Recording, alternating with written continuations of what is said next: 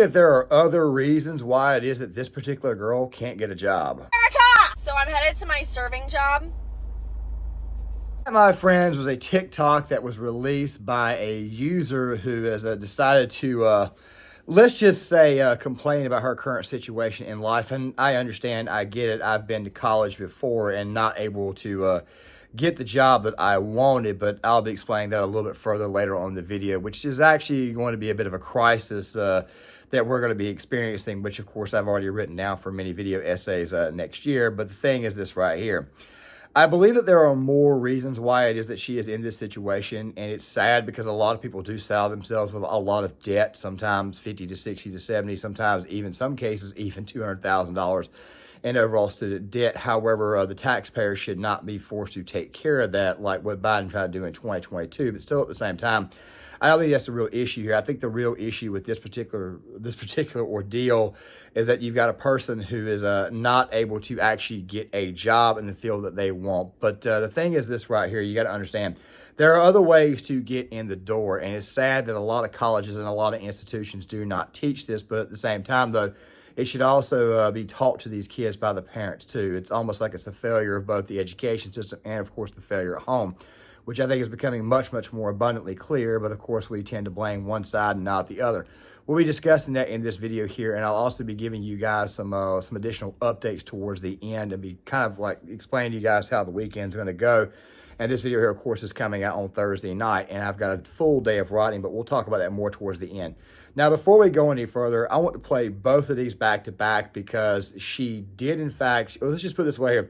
She's known for posting her problems on the internet. Let's go ahead and roll these. You know what I've realized is the $80K that I'm in debt for college, I could have got the 2023 Ford Bronco that I wanted.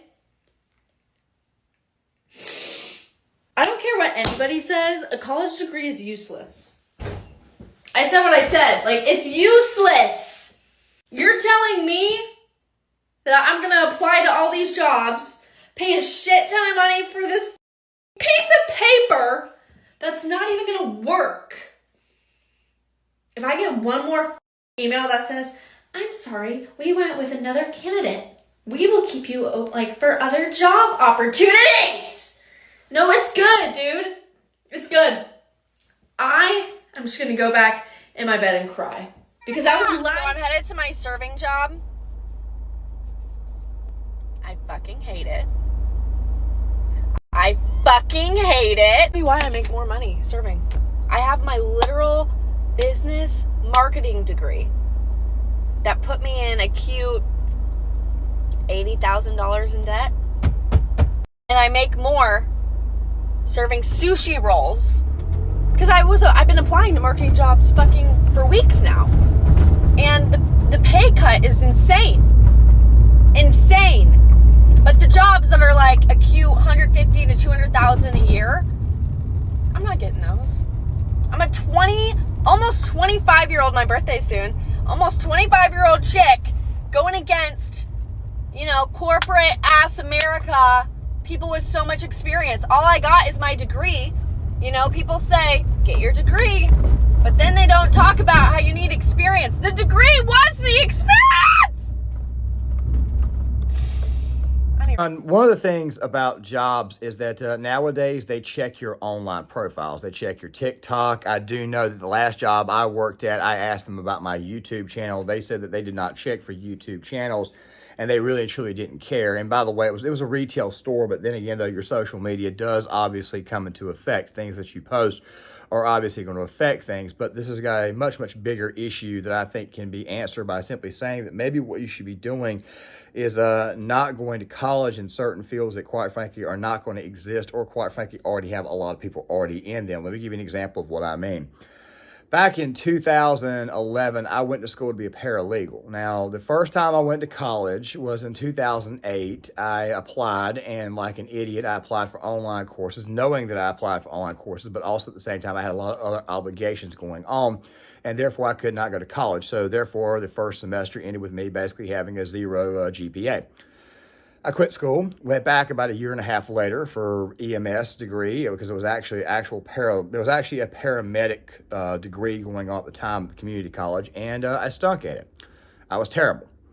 I was also a high school dropout, but eventually I would go to college again, this time to a different institution that was actually let's just say it was a little bit more prestigious as far as GPA and overall teaching is concerned. It's very hard to imagine that you couldn't get by in a university that's considered to be an easy university. By the way, that college I'm talking about that I tried to go to is not an easy place to go to. Now, I know I say university, but I apologize. My language sometimes is a little bit jacked up, but I normally try to correct it throughout the entire course of the video. I'm also doing this video off the cuff once again. The thing is this right here. When I went to college for what would actually officially be a third time, even though I kind of count as my second time because the first one I don't like to count, I went to school to be a paralegal. I graduated with a pretty high GPA, and I could not get a job in the field. I had an internship. I did that internship throughout the entire final semester, got the hours and everything.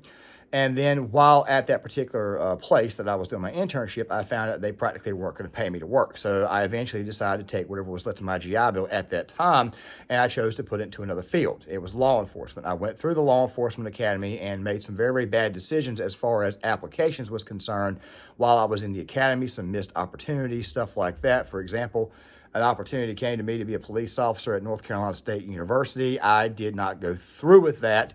Or actually, I missed it by about 3 days and never really truly called back. But of course, this is after I had sustained an injury. The first time I went through the academy 6 weeks in, we were going into SCAT, where we actually have to put our hands on one another and stuff. And that's an important class that you need to be a part of. I had an abscessed tooth. It needed to be removed. And of course, even though I was only going to be out a day, I would not be able to PT. And you have to hit certain requirements, hours. And of course, you don't want to stay after the end of the day to make up those hours because can be kind of a grueling academy when you actually consider it, depending on which one you're going to. But the fact of the matter is I would eventually go back to college again for sports studies. The same thing. Now, the sports studies degree is a little bit different, and I even tried recreational therapy before going that right there. So I can kind of feel this person's pain about not being able to get a job in the field. Sometimes you will go through college. Sometimes you will go through all the courses and then find out, hey, look, this right here is probably a field that's not right for me. In the case of RT, it was becoming way too politically correct. You couldn't say certain words, certain clinical things without actually getting into trouble. For example, a great word to consider is the one I'm rolling across the screen right now, because obviously we love to use that word when we're insulting one another, but using it in a clinical environment is not exactly what we call accepted, and we're trying to condition us for that. So I eventually transferred to sports studies and psychology, only to find that sports had gone completely woke. This is back in 2018, 2019. Then the pandemic hit, and I didn't really miss any time in school because the VA was still giving us our money, but I can definitely understand where this girl is coming from. I feel her pain. But there are other reasons why it is that this girl more than likely is not going to be able to land a job, and you guys are seeing it. I talk about that. I want to make one more quick point. Constantly changing your major is, for the most part, can kind of delay your ability to graduate. Let me explain what I mean. And it can also screw you up too. You see, when most kids go to college and they try to transfer to a different course, they try to transfer to a different degree program, of which, by the way, that maybe some of the classes they had are already met the requirements. Let me give you an example of what I mean. When I was going to school for recreational therapy, it was originally recreational therapy assistant at the community college. The previous one I mentioned, the one I got my paralegal degree at, I took a basic anatomy and physiology. I had to take that class twice. It wasn't. No, it was the entry level class that I took that was actually kind of hard. The basic biology class. It was actually harder than anatomy and physiology. And if you've ever taken basic anatomy and physiology, then you will know that class can be a real pain, especially if you're not somebody with let's just say, knowledge in the medical field. Even though I went to school to be a paralegal, that actually paramedic. The first time that actually kind of helped out. Well, EMT basic, but eventually the paramedic program. But still, that actually kind of helped me out. So I was actually able to pass it. I didn't have to take that course when I transferred to recreational therapy when I went to the actual university. A lot of kids will try to find a way to transfer into places that, quite frankly, would actually help. Now, because I was going to sports studies, I kind of needed some medical stuff to at least go through with stuff like like earlier, like I said earlier, basic anatomy and physiology, just certain things, being able to identify certain injuries, how to train, things like that there. So, of course, I had to eventually take those courses. And having anatomy and physiology already taken and passed kind of helped alleviate some of that burden. So you're transferring into areas that still may not be right for you. In my case, it was a little bit different. Sports studies and psychology was 100% correct for me. But this girl right here could be in a situation like this. And I feel her pain. Being forced to work crap jobs, being forced to work, which, by the way, being a waitress is not the worst job in the world. Yes, it sucks. It has its bad perks, but still, if you work at a good spot, you get a lot of tips. The pay, I understand, is not very, very high, but I've dated girls that, quite frankly, were waitresses who actually brought in some good amounts of money. Just please don't start stripping. Honey, you've got the body for it, but yes, you don't I can kind of see where the school system, which didn't put everything out there, maybe didn't give her enough experience, but I'm pretty sure that degree program she was in probably had an internship. She felt, okay, I got the internship, I did the internship, which she more than likely did and probably got through it, but couldn't get the job for other reasons. Do you think maybe it's possible that the social media account that she's running, the TikTok that she's running, do you think maybe her opinions may have turned some people off? Do you think maybe it's possible that they may have actually seen something in her personality? Sometimes this happens. I mean, a lot of these issues that we're having right now could be, how do I say, a lot of these issues can kind of be snuffed out upon meeting somebody, especially during a job interview. One of the main things people look for is body language. Maybe they caught something in this girl's profile they didn't like. Maybe there was something in these job interviews that, quite frankly, just kind of turned people off, which is something else, too. I think the institutions need to teach people how to properly do job interviews. But at the same time, though, I think the parents should do this as well. I think the parents should be a little bit more involved in advising their child so that way their child is not living with them for the rest of their life. Now, the reason why I'm bringing this up is because I'm also kind of previewing another video for this weekend because we had this great big giant debate about the Israel-Palestine thing. And, of course, I have a video coming out tomorrow on that and then another follow-up video in which you had Candace Owens, Megyn Kelly, Jason Whitlock, and apparently now Liz Wheeler all get into a bit of a scuffle over doxing kids, doxing college students, making sure that they don't get a job. You got to ask yourself a question. In this current environment that we live in, what happens to all the people that, quite frankly, can't find jobs? What happens to them? Well, typically what happens is that the college kids begin to get radicalized. They typically find themselves working lower end jobs, and in some cases they can kind of, how do I say this, they can kind of fall apart, fall into some very, very bad habits. And there's also the other case where some of these ladies will just try to find a man to live off of, and sometimes they'll try to find a woman to live off. Sometimes cat ladies are created. In the case of young college males, half of them become radicalized, and the other half of them end up working regular jobs. And, of course, the working class kids, they're the ones who end up joining the military out of convenience because they, quite frankly, can't afford anything else. I was about to say convenience, but I'm a working class guy who joined the military for the most part because I needed to find some work and some stable work. I didn't mean convenience in a very negative way, so please don't take it that way. The thing is this right here, we're looking at a situation where the youth of this country could, in fact, become more radicalized as a result of this entire situation. And I actually put a lot of that on the parents and the school system both, but we'll be previewing it. We'll be talking more about that in the next video. The fact of the matter is this right here. This girl right here, while it is, in fact, it's a bummer that she can't find a job in the field that she went to, but she went to school for, but at the exact same time, it's also a bummer that she has a personality like this and that she's got to post all of her drama to YouTube and post all of her drama to TikTok. I know I'm posting to YouTube myself, but I'm in the commentary community and I normally don't post anything about drama, which I'll talk a little bit more about in the next portion of the video. But here's the thing that you have to understand.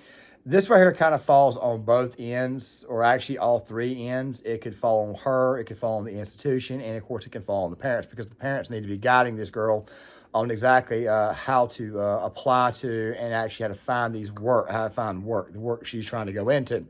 I understand it's difficult, and I do believe that people have, these kids have been lied to a lot, because you can find a job that's just as good without a degree. Or you could go work in the real world for maybe a few years before going to college and maybe save up a little bit of money and maybe go for an associate's degree at a later date and then maybe apply for a university when you're better prepared financially, or maybe when you're in a better situation.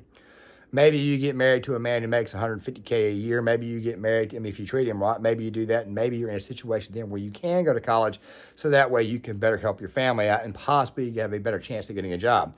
I don't know about you guys, but I think a lot of companies, at least as far as my experience is concerned, please tell me in the comment section, I think they would tend to, they would prefer to marry someone who does have a family because it typically tends to suggest or denote the fact that they're a little bit more reliable. They have to take care of kids. They have to get up in the morning to feed, of course, clothe them.